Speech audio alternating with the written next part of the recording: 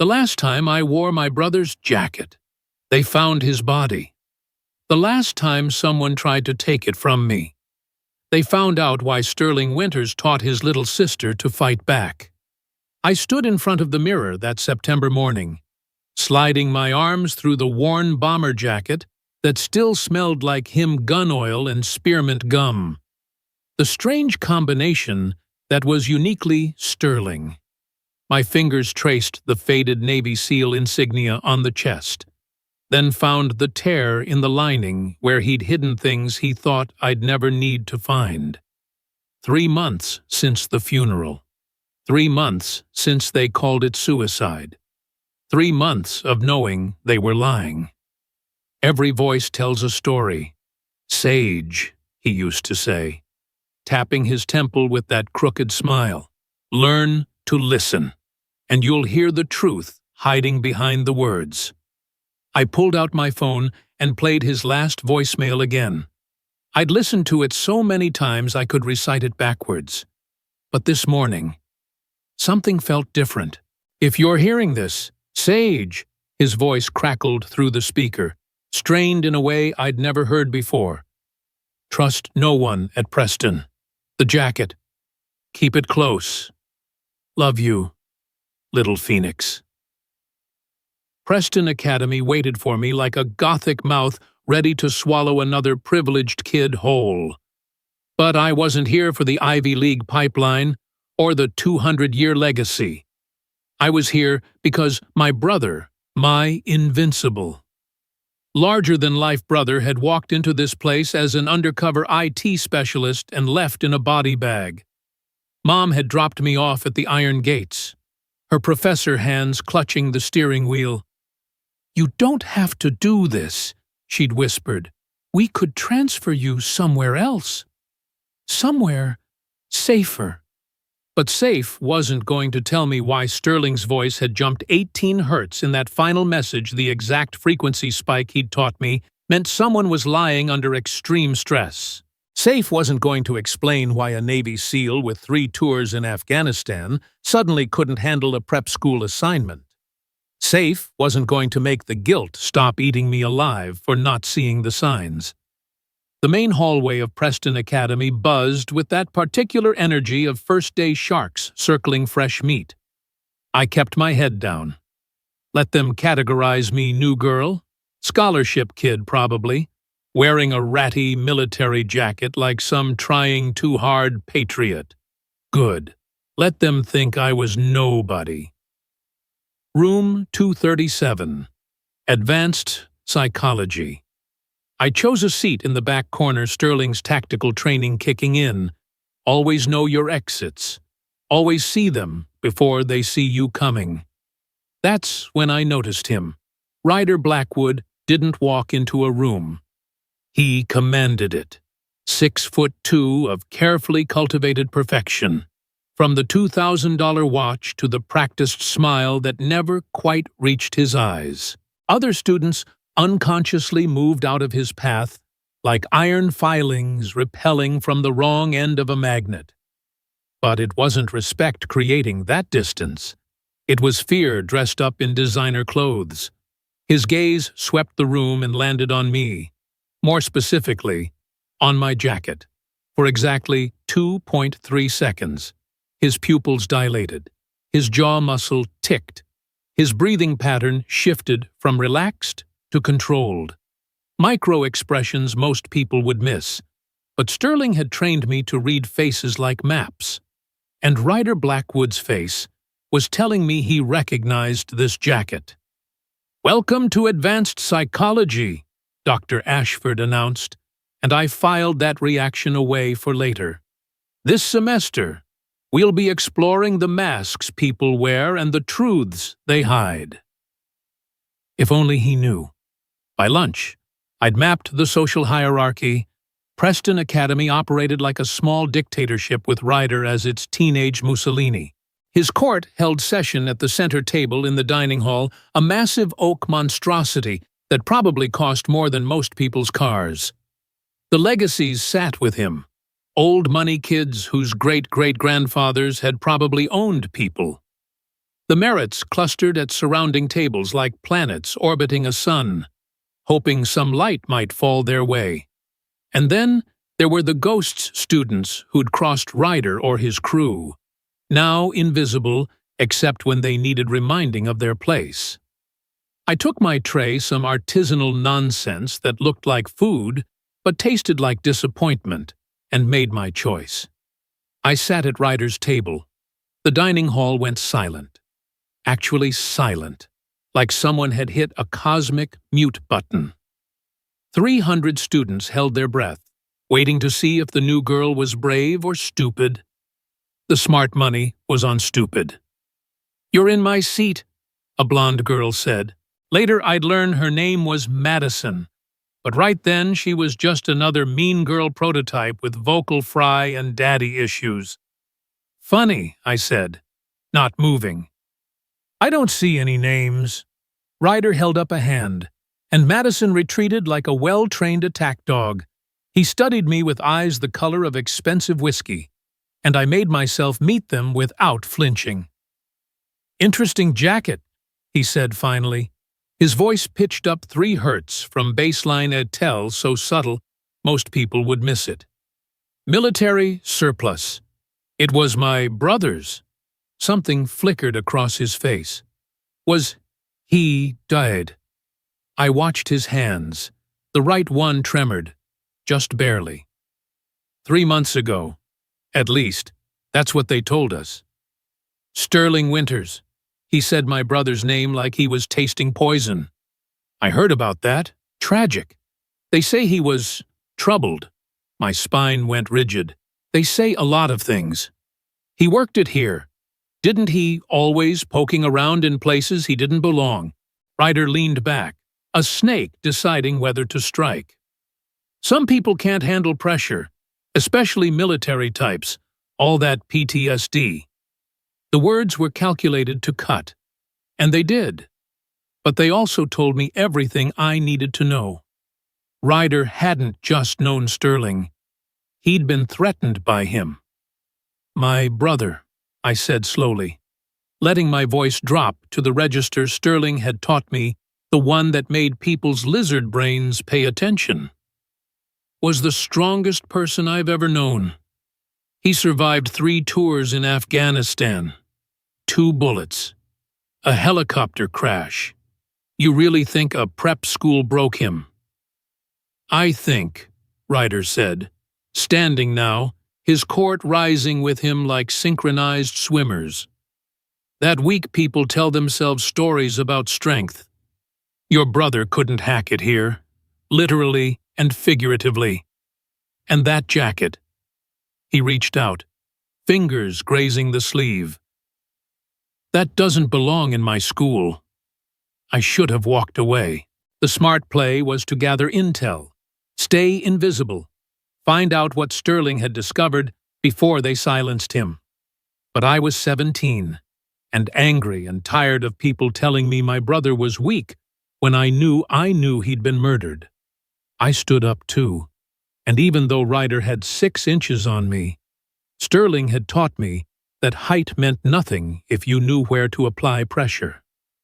"Touch my jacket," I said quietly, "and find out why Sterling made sure his little sister knew how to break someone's wrist in 3 places. The dining hall held its breath. Ryder's smile was all teeth, no warmth. "Is that a threat? It's a physics lesson. Force equals mass times acceleration. Want a demonstration?" For a moment, we stood frozen, the entire school watching. Then Ryder laughed a sound like ice cracking. "I like you," he said, stepping back. "You're going to be fun to break." He walked away, his court flowing behind him, and conversation slowly resumed like someone turning up the volume knob. But I caught the look he threw over his shoulder, and I recognized it. I'd seen it in Afghanistan footage Sterling had shown me, teaching me to identify threats. It was the look of a predator marking prey. Phoenix appeared at my elbow so quietly I almost threw an elbow strike. "You shouldn't have done that," he murmured, pretending to bus the abandoned table. His sleeve rode up, revealing part of a seal trident tattoo. Sterling wouldn't want you making yourself a target. I studied him mid-20s. Alert eyes, movements too controlled for a cafeteria worker. You knew my brother. Coffee cart, northwest corner. Every morning at 7. He picked up my untouched tray. He talked about you constantly, said you were smarter than him. He laid. No, Phoenix said simply. He didn't, but he would have lied to keep you safe, remember that. He melted back into the crowd of service workers, invisible in the way only military-trained people could manage. I sat back down, processing. Sterling had backup here. That was good. But backup he'd never told me about. That was complicated. The afternoon passed in a blur of classes where I half listened and fully observed. Every teacher mentioned Ryder's name with either reverence or barely concealed fear. The honor code was referenced constantly but never explained. And 3 different students went out of their way to warn me, you don't sit at Ryder's table, you just don't. By my last period, Introduction to Computer Science, I'd identified at least 6 security cameras with suspicious blind spots and 2 teachers who jumped when doors slammed. Preston Academy wasn't just a school, it was a system, and systems could be hacked. Psst, new girl. I turned to find an Indian girl with purple-streaked hair and fingerless gloves sliding into the seat next to me. She had the kind of energy that suggested too much caffeine and not enough sleep. Indira Patel, she whispered. But everyone calls me Indy. That was either the bravest or stupidest thing I've ever seen at lunch. I'm honestly not sure which. Sage, I offered. I know who you are. Her fingers flew across her laptop keyboard as she spoke. Your brother rewired our entire network. Left some interesting back doors, too, if you know where to look. My pulse jumped. You're a hacker. I prefer digital liberation specialist. She glanced around, then slid me a folded paper. If you're really Sterling's sister, you'll know what to do with this. I unfolded it carefully. An IP address and a string of numbers that looked like coordinates. Below that, in Sterling's handwriting, for SW only. If you're reading this, I'm already gone. My throat closed. Where did you? He gave it to me 3 days before he died. Said if anything happened. Wait for his sister. Said you'd come looking. Indy's voice dropped. He also said to tell you the jacket's more than memories. Check the lining. All of it. The bell rang before I could respond. Students flooded the hallways, and Indy vanished into the crowd with a skill that suggested practice. I clutched the paper. Mind racing. Sterling had prepared for this. He'd known something might happen and left me breadcrumbs. But if he'd known he was in danger, why hadn't he left? Unless leaving would have meant abandoning something more important than his life. I made it to my dorm room a single, thank God for small favors, and immediately locked the door. The jacket came off carefully, reverently. I'd checked the torn lining before, found some old receipts and a photo of us from last Christmas. But Indy had said all of it. My fingers worked methodically, feeling each seam. Normal, normal, normal weight. The left sleeve, near the cuff. Something thin and rigid sewn between the layers. I grabbed nail scissors from my bag and carefully opened the seam. A chip, smaller than my fingernail, with connectors I didn't recognize. But the serial number etched on its surface matched the one Sterling used for all his personal projects. Our birthdays combined 30719 year 3Y woman 981. I held it up to the light, and that's when my phone exploded with notifications. Not texts, not calls. Files. Dozens of them. Downloading directly to my secure folder, the one Sterling had installed with military-grade encryption. Financial records, video files, audio recordings, and a single message that made my hands shake. Ryder killed me. Proof in jacket. Stay safe. Little Phoenix. S. A knock at my door made me jump. Sage, it's Dr. Ashford. I need to speak with you about today's incident. I quickly pocketed the chip and smoothed my hair. When I opened the door, Ashford stood there looking every inch the concerned teacher. But something in his eyes, "May I come in?" Actually, I was just heading to dinner. "This won't take long."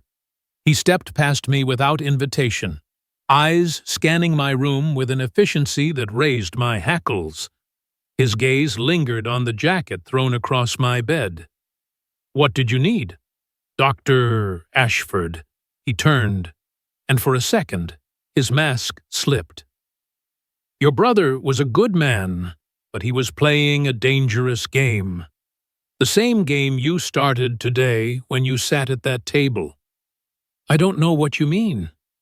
"No." He moved to my window, looking out at the manicured grounds. "Sterling thought he could take down a system that's been in place for decades. He thought his code and his cameras and his righteous anger would be enough. But systems like Preston don't fall to lone wolves. They eat them." "Are you threatening me?" "I'm trying to save you." He faced me again, and this time I saw something unexpected in his expression. Pain. I couldn't save Sterling, but maybe I can keep his sister from making the same mistake. And what mistake was that? Believing that justice matters more than survival. He headed for the door, pausing with his hand on the knob. "That jacket makes you a target. Every time you wear it. You're telling them you haven't given up, that you're here to finish what he started." "Good," I said quietly. "Let them know." He sighed. 7 a.m. coffee cart. Phoenix isn't the only one who remembers Sterling fondly. But be careful who you trust. At Preston, everyone has a price, even the ones who loved your brother. After he left, I sat on my bed, cradling the jacket. The chip felt heavy in my pocket, weighted with possibilities. Sterling's final message played on repeat in my mind. But it wasn't his words that made me shiver. It was the sound in the background of that last recording. Faint, almost inaudible, unless you knew to listen for it. The Preston Academy clock tower, chiming midnight. Sterling had died at 3:47 a.m., according to the official report. So why was he recording a message 3 hours after his death? I pulled on the jacket, feeling its familiar weight settle around my shoulders like armor. Tomorrow, I'd go back to that dining hall. I'd sit at that table. And when Ryder Blackwood tried to break me, he'd learn what Sterling had always known: the quiet ones. The ones who listen and wait and watch. We're the ones you should really fear. Because we're not playing your game. We're changing it. The coffee cart at 7 a.m. looked innocent enough, just another service station in Preston Academy's sprawling complex. But Phoenix's eyes tracked every student who passed, cataloging threats with the same precision Sterling had taught me. "Your brother saved my life in Kandahar," he said quietly, handing me a cup that smelled too good to be standard prep school swill. "Pulled me out of a burning Humvee when everyone else had written me off. I owe him everything." "So you're here to pay off a debt. I'm here because Sterling asked me to watch his six while he hunted monsters." Phoenix's jaw tightened. "I failed, but I won't fail you." I pulled out the chip, keeping it concealed beneath the counter. He left me this, hidden in the jacket. Files started downloading to my phone: financial records, videos, and a message saying Ryder killed him. Phoenix went very still. You haven't watched them yet. I wanted backup first. Sterling always said, never go into a fight alone if you can help it. A ghost of a smile crossed his face. He talked about you constantly. You know, said you were the only person who could think like him, but better. Said if anything happened, you'd come for answers. And he prepared for that. He prepared for everything. Sterling was running a long con.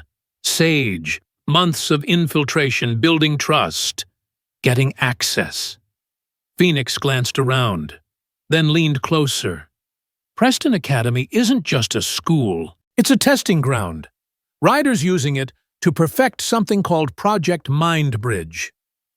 The name sent ice through my veins.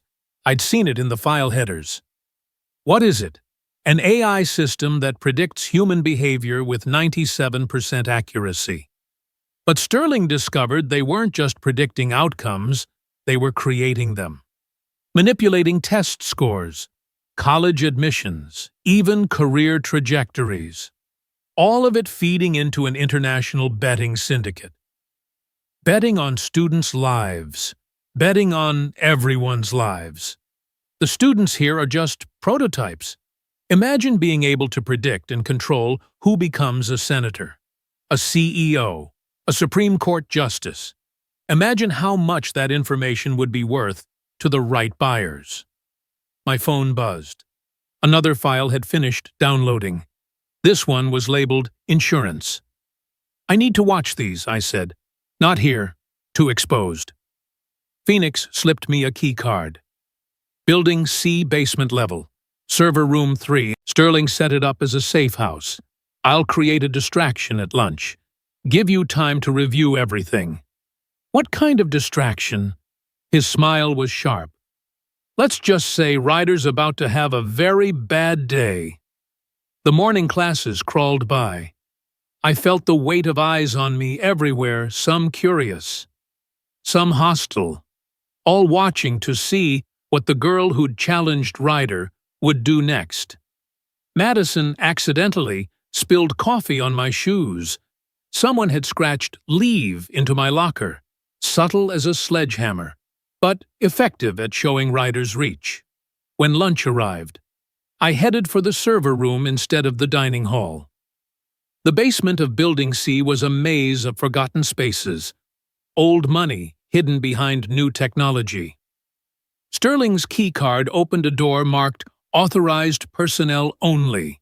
Inside was a hacker's paradise, multiple monitors, secure servers, and walls covered in photos, printouts, and string connecting dots like a conspiracy theorist's fever dream. But Sterling had always been methodical. If it was here, it mattered. I plugged in the chip and queued up the first video. Sterling's face filled the screen. Exhaustion carved into features I'd always thought invincible. Entry 47. I've confirmed the betting syndicate extends to at least 12 countries. The AI isn't just predicting outcomes, it's manufacturing them. Students who refuse to comply with suggested paths face systematic destruction. Grades tank. Scholarships vanish. Some have even... He paused, running a hand through hair that needed cutting. Some have even died. Suicides, they're called. But the patterns are too consistent. Someone is cleaning house. The next video was surveillance footage. Ryder in what looked like a boardroom, addressing men in expensive suits. Phase 1 is complete. We've successfully manipulated admissions at Harvard, Yale, and Stanford. Our clients' children are guaranteed placement, while the competition faces setbacks. What about the Winters situation? An older voice asked off-camera. Ryder's smile was reptilian. Being handled. He thinks he's clever with his recordings and backdoors. But even Navy SEALs have pressure points.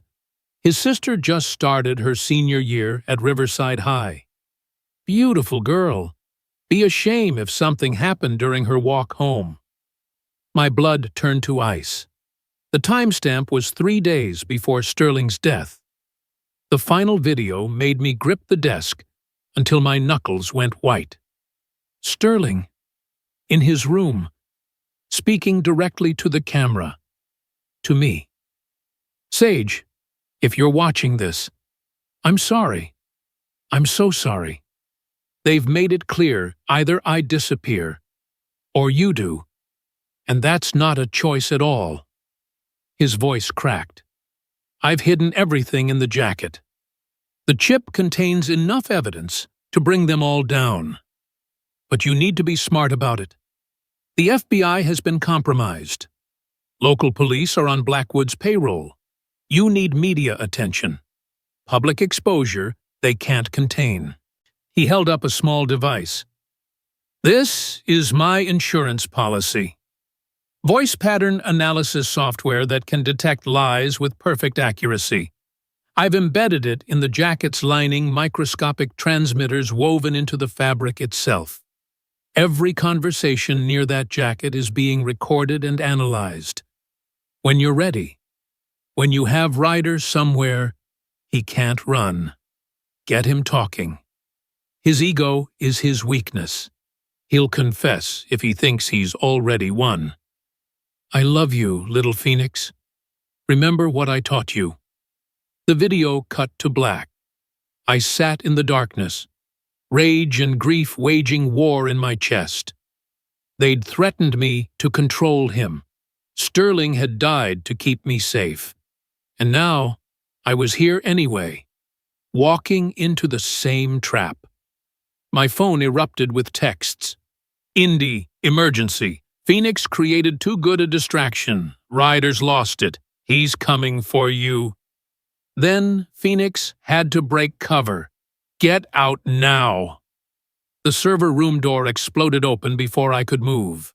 Ryder stood there, flanked by 3 of his court, including a guy built like a defensive lineman.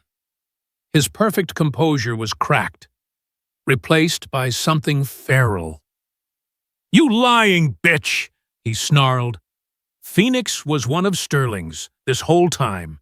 You've been planning what? I palmed the chip, slipping it back into the jacket's torn lining. I'm just a grieving sister looking for answers. Cut the act. He stalked forward, his crew spreading out to block exits. I know Sterling left you something. Phoenix talked before we handled him. My heart stuttered. What did you do? What I should have done months ago. What I should have done to your brother the first time he stuck his nose where it didn't belong. He was close enough now that I could see his pupils, dilated with adrenaline and something else. Drugs, maybe, or just the high of violence. But you're going to disappear differently. Transfer student couldn't handle the pressure. Tragic suicide, just like her unstable brother. That's your plan? Kill me in the server room Sterling built, the one with multiple cameras he installed? Ryder laughed. You think I didn't know about his little hideout? We've been watching you since you walked in. The cameras show you breaking in, stealing sensitive data, destroying evidence of your brother's mental breakdown. Security had to stop you. Unfortunate accident. The linebacker moved toward me. I shifted into the stance Sterling had drilled into me 1,000 times. 3 guys Sterling would be insulted. He took down 6 Taliban fighters with a broken rifle and a concussion. Sterling's dead, Ryder hissed, and you're about to join him. The linebacker lunged. I sidestepped, using his momentum to drive him into a server rack. The second guy came from my left, sloppy, telegraphing his grab. Sterling's voice echoed in my memory.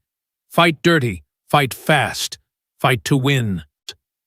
I drove my knee into his groin, then brought my elbow down on his neck when he doubled over. But the third one was smarter.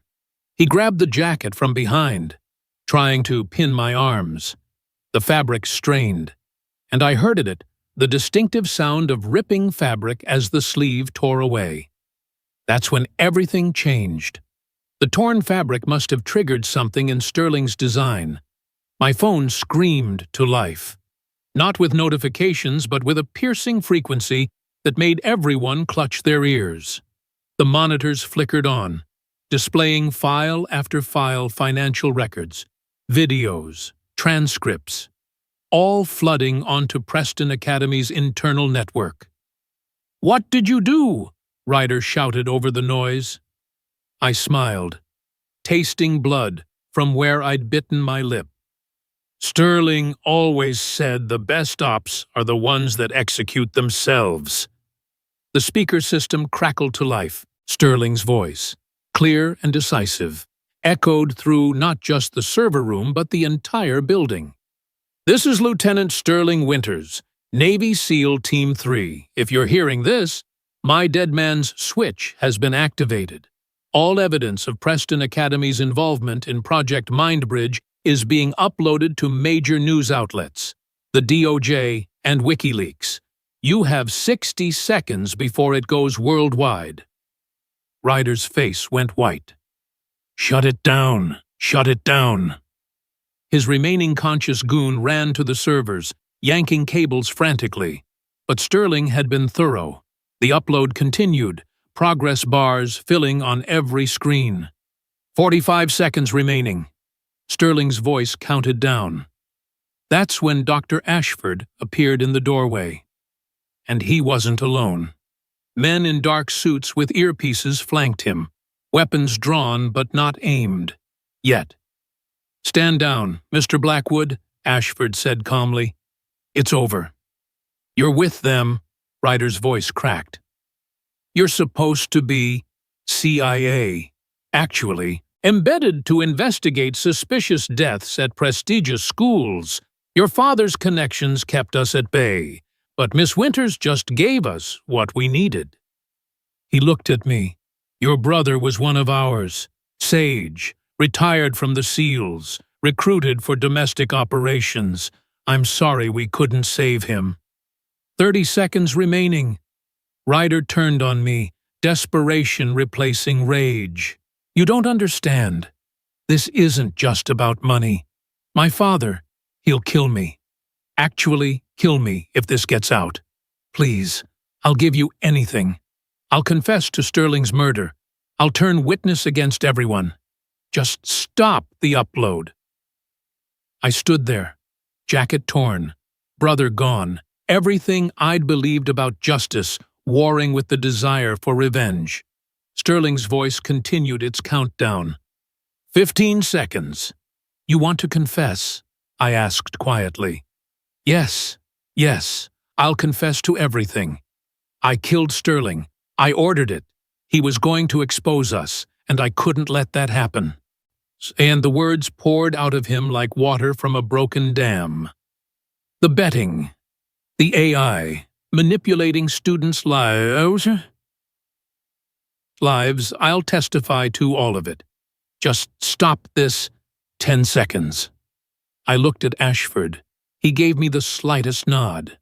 9. "Please?" Ryder actually dropped to his knees. The Prince of Preston Academy, on his knees in front of the girl he'd tried to break. 8. I pulled out my phone, fingers hovering over the screen. Sterling had given me this power. The power to destroy everyone who'd hurt him. 7. But he had also taught me something else. That strength wasn't about destroying your enemies. It was about protecting what mattered. 6. The upload isn't automatic, I said. I have to confirm it. 5. Then stop it. Ryder grabbed at my legs. I'm begging you. 4. Sterling believed in justice, not revenge. 3. But he also believed in accountability. 2. I hit cancel with 1 second to spare. The sirens died. The monitors went dark. In the sudden silence, you could hear Ryder sobbing. Here's what's going to happen, I said, channeling every ounce of Sterling's command presence.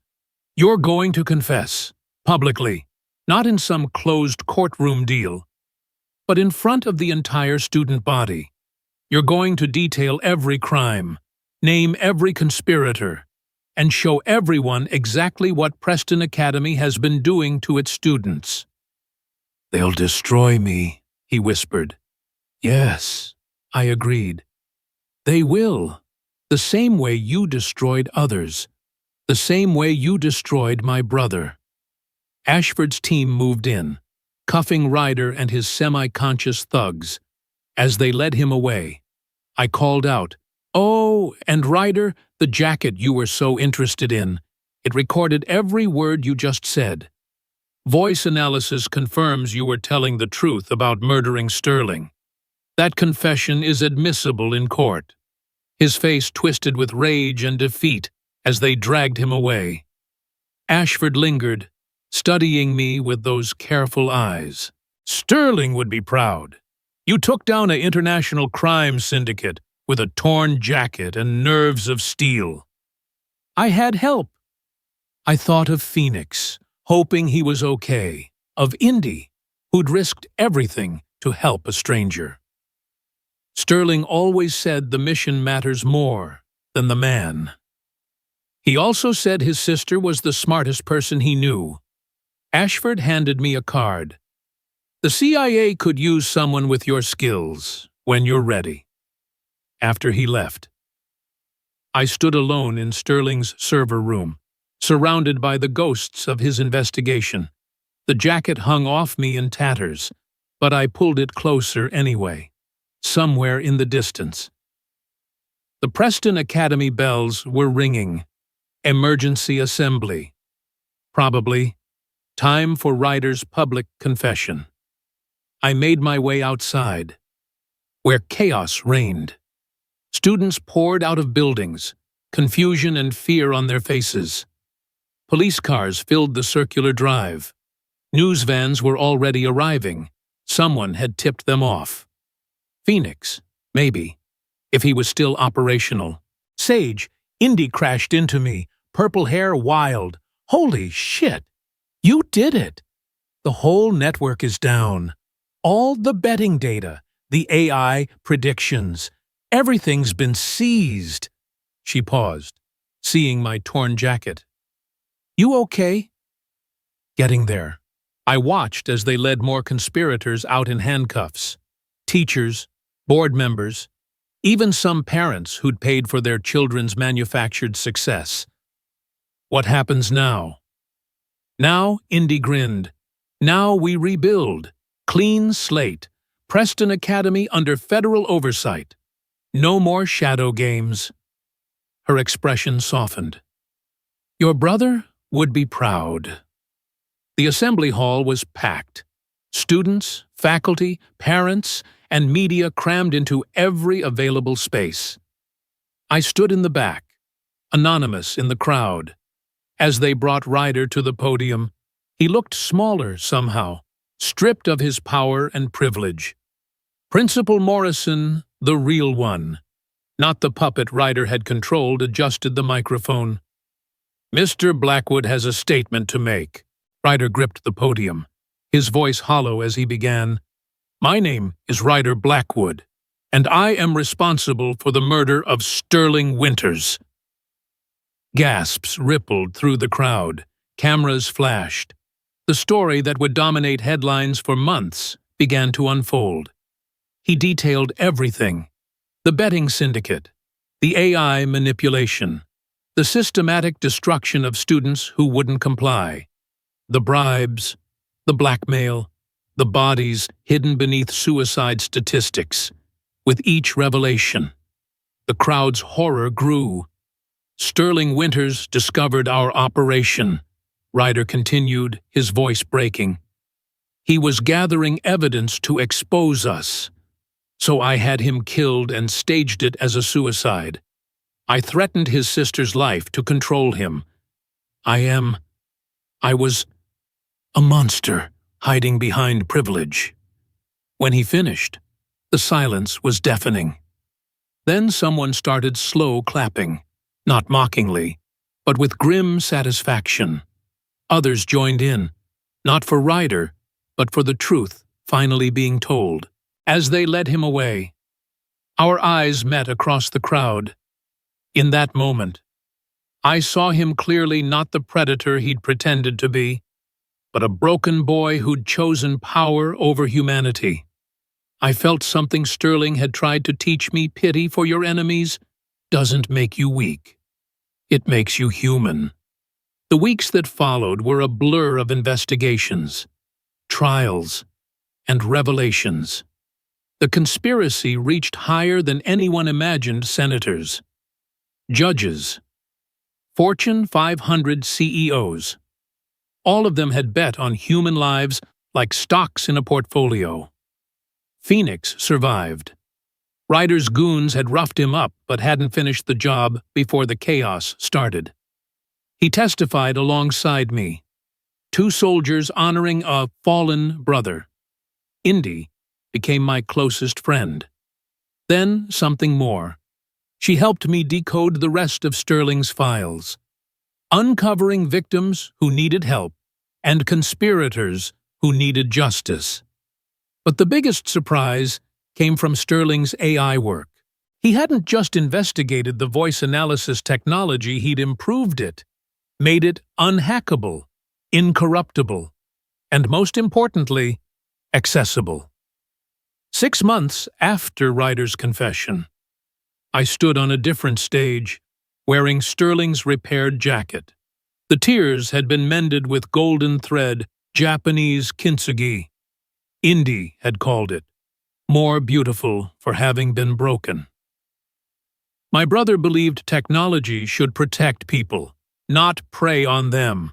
I told the audience of educators, technologists, and reformed Preston students.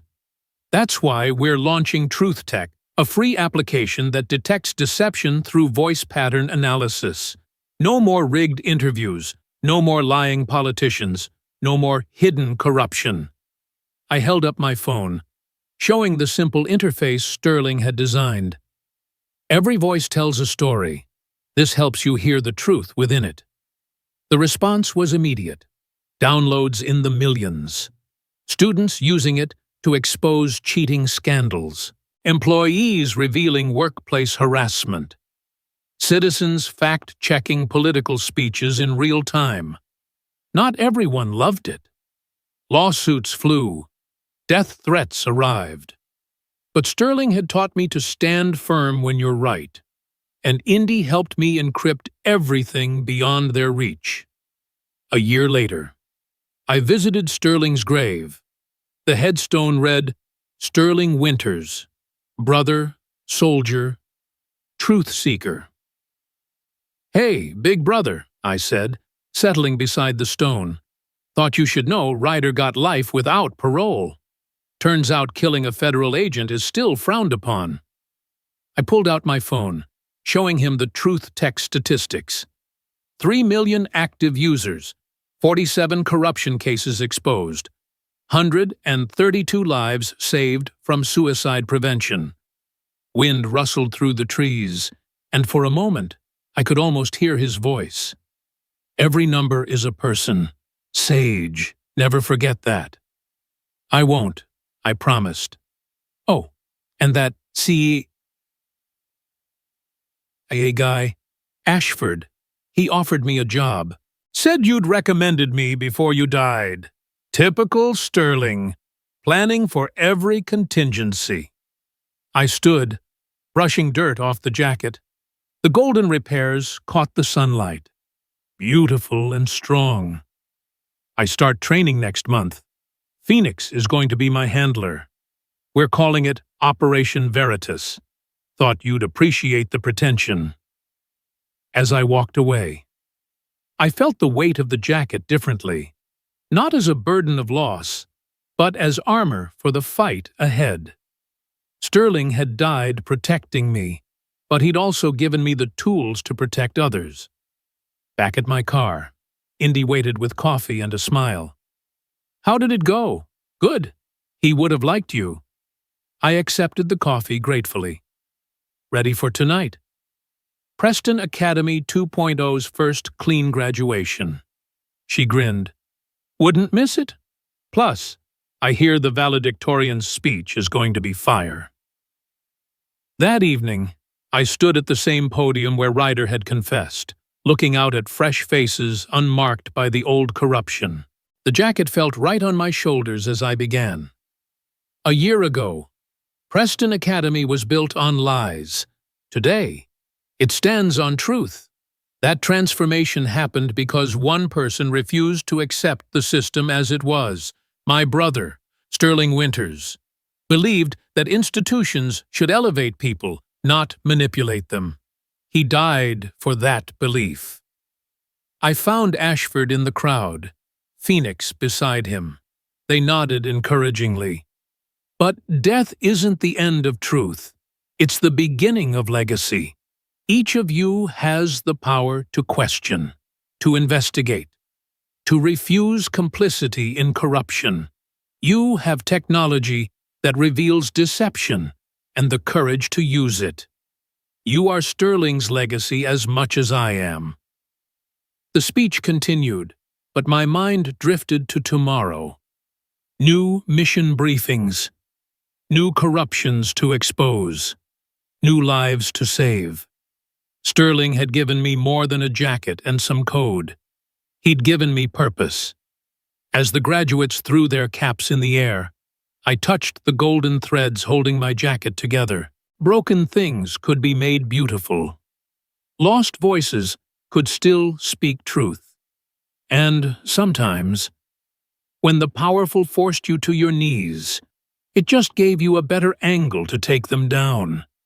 Every voice tells a story, I whispered, Sterling's words on my lips. I'll make sure they're all heard. Big brother, I promise. The Preston Academy clock tower chimed, no longer counting down to tragedy, but marking time toward justice. And somewhere in that sound, I could have sworn I heard Sterling laughing proud, protective, and finally, yet peace. The jacket would always carry his memory, but now it carried something more. Hope.